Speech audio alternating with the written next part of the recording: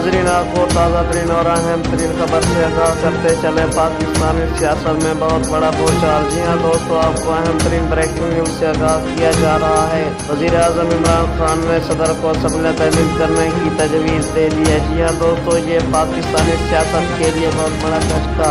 आपको अहम तरीन खबर से आगाह किया जा रहा है कि वज़ीर आज़म इमरान खान ने सदर ममलकत को असम्बली तहलील करने की तजवीज़ दे दी है। तफसीलात के मुताबिक कौमी असम्बली के इजलास में डिप्टी स्पीकर ने वज़ीर आज़म के खिलाफ तहरीक अदम एतमाद के खिलाफ रूलिंग देते हुए इसे मुस्तरद कर दिया है। यहाँ दोस्तों, आपको बताते चलें जिसके फौरी बाद वज़ीर आज़म इमरान खान ने कौम से खिताब करते हुए कहा, उन्होंने सदर ममलकत को असम्बली तहलील करने की तजवीज़ भेज दी है। इमरान खान ने कहा है कि मैं तहरीक अदम एतमाद मुस्तरद होने पर कौम को मुबारकबाद देता हूँ। मेरे ख्याल तहरीक अदम एतमाद गैर मुल्की एजेंडा था। लोगों को पैगाम देना चाहता हूँ, घबराना नहीं। यहाँ दोस्तों, उन्होंने कहा कल से इतने लोग पैगाम दे रहे थे कि परेशान थे कि क्या हो रहा है। कौम इस तरह की साजिश कामयाब होने नहीं देगी। स्पीकर ने अपनी पावर इस्तेमाल करते हुए ये फैसला सुना दिया है।